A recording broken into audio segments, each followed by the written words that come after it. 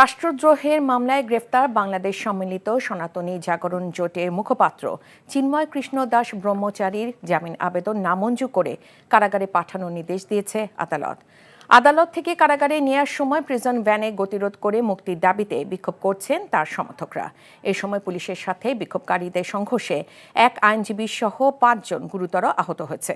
চট্টগ্রাম থেকে আরিজ আহমেদের পাঠানো রিপোর্ট, ক্যামেরায় ছিলেন এনামুল হক। মঙ্গলবার দুপুরে চট্টগ্রাম মেট্রোপলিটন ম্যাজিস্ট্রেট কাজী শরীফুল ইসলামের আদালতে তোলা হয় চিন্ময় কৃষ্ণ দাস ব্রহ্মচারীকে। এ সময় প্রসিকিউশন ও আসামি পক্ষের আইনজীবীরা দীর্ঘ শুনানি করেন। আইনজীবীদের পাশাপাশি চিন্ময় কৃষ্ণ দাসও মামলা নিয়ে তার যুক্তি আদালতে তুলে ধরেন। নগর পুলিশের অতিরিক্ত উপকমিশনার মফিজুর রহমান জানান, জামিন আবেদন করা হলে আদালত তা নামঞ্জুর করেন। একই সাথে আসামি পক্ষের আইনজীবীদের আবেদনের প্রেক্ষিতে আদালত ডিভিশনের আদেশ দেন। সাথে চিকিৎসা ও ধর্মীয় রীতিনীতি পালনে যাতে কোনো অসুবিধা না হয় কারাবিধি অনুযায়ী সে ব্যবস্থা নিতে জেল সুপারকে নির্দেশ দেন। কেস ফাইল করেছি, আমাদের মহানগর দায়রা জজ আদালত বলছেন কালকে শুনানির জন্য, কিন্তু এখানে পরিস্থিতির যে অবস্থা এবং আমরা আইনজীবীরা বিজ্ঞ আদালতের কাছে আবেদন করেছি যে আজকেই শুনানি করে বিজ্ঞ আদালত যাতে শুনানি আজকেই করেন। এই মামলা করেছেন উনি রাষ্ট্রের কেউ নয়।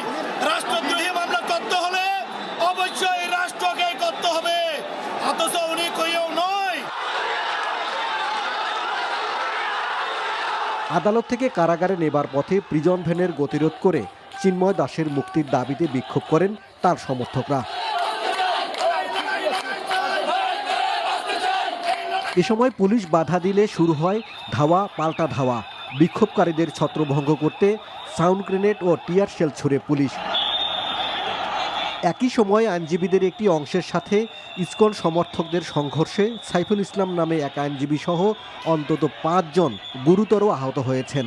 উনি আমাদের সনাতনীদের দাবি আদায়ে কথা বলেছেন, উনি কোনো অন্যায় কথা বলেননি। ওনার বিরুদ্ধে যে অভিযোগটা আনা হয়েছে সে অভিযোগের কোনো ভিত্তি নেই। কোন রাজনৈতিক কোনো মতাদর্শের ছিলেন না, ওনাকে রাজনৈতিকভাবে বিভিন্নভাবে ট্যাগ লাগানোর চেষ্টা করা হয়েছে। যতক্ষণ পর্যন্ত ওনাকে জামিন দেবে না আমরা এখান থেকে কোর্ট থেকে যাব না। গত 5ই আগস্ট নগরের নিউ মার্কেট মোড়ের 0 পয়েন্টে স্তম্ভের উপর বৈষম্য বিরোধী ছাত্র জনতা একটি জাতীয় পতাকা উত্তোলন করে। 25 অক্টোবর বাংলাদেশ সনাতন জাগরণ মঞ্চের উদ্যোগে লালদিঘি মাঠে মহাসমাবেশ অনুষ্ঠিত হয়। ওই দিন চন্দন কুমার ধরসহ 9 আসামির ইন্ধনে বাকি আসামিরা বাংলাদেশের জাতীয় পতাকার উপর ইসকনের পতাকা স্থাপন করে দেন। এতে সংক্ষুব্ধ হয়ে চিন্ময় কৃষ্ণ দাস সহ 19 জনের বিরুদ্ধে রাষ্ট্রদ্রোহ মামলা করেন স্থানীয় বিএনপি নেতা ফিরোজ খান। সোমবার বিকেলে হযরত শাহজালাল আন্তর্জাতিক বিমানবন্দর থেকে চিন্ময় কৃষ্ণকে গ্রেপ্তার করে পুলিশ।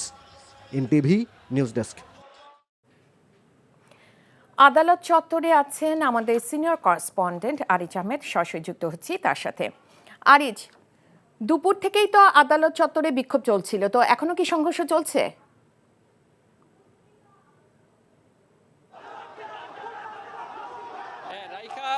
আমি এই মুহূর্তে আছি চট্টগ্রামের লালদিঘির পার এলাকায়। এইখানে 4:30টার দিকে একজন আইনজীবী ইসকনের হামলায় তার মৃত্যু হয়েছে। এই কারণে আইনজীবীরা এই মুহূর্তে এখানে প্রতিবাদ সভা করছে এবং তারা বিক্ষোভ মিছিল করছে।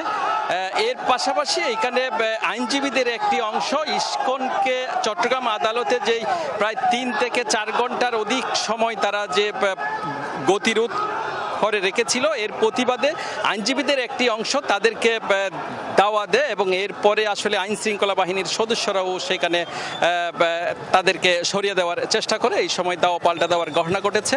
এক পর্যায়ে ইসকনের কর্মীরা রঙ্গম সিনেমা হয়ে পাথরকান্ডার দিকে প্রবেশ করলে সেখানে আইনজীবীদের একটি অংশ এবং সাধারণ মানুষ তাদেরকে দাওয়া দেয়।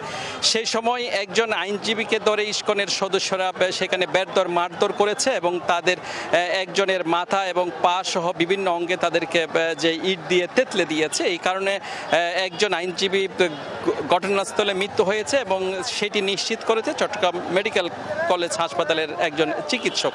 তারা জানিয়েছেন যে এরকম আরও প্রায় 5 জনকে তারা আহত অবস্থায় সেখানে চিকিৎসা দেওয়া হচ্ছে।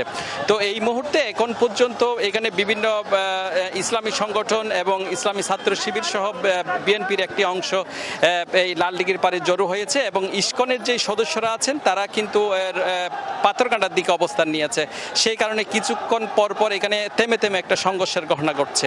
তো এর মধ্যে পুলিশ এসে কয়েকবার এখানে এসছে এবং তারা মূলত নীরব দর্শকের এই মুহূর্তে ভূমিকায় আছেন। তবে এখানে বিভিন্ন স্থান থেকে আইনজীবী এবং সাধারণ মানুষ দলে দলে মিছিল নিয়ে এখানে আসছে এবং এইটি কিছুক্ষণ পর পর এখানে রণক্ষেত্র পরিণত হয়। এবং এছাড়া এখানে যে পুলিশ প্রশাসনের সদস্যরা কিছুক্ষণ আগে সেখানে টিয়ার শেল নিক্ষেপ করেছে এবং তারা ইসকনের সদস্যদেরকে সরিয়ে দেওয়ারও চেষ্টা করছে। তবে এই মুহূর্তে যেই সড়ক জুড়ে সাধারণ মানুষ এবং আইনজীবীদের দখলে আছে এবং তারা এখানে বিভিন্ন স্থানে সভা সমাবেশ করছে। তারা যে আইনজীবী সহ বিভিন্ন সাধারণ মানুষ এখানে হতাহত হয়েছে সেই কারণে ইসকনের নিষিদ্ধ করার দাবিও করছে। রাখা এই ছিল এখানকার সর্বশেষ।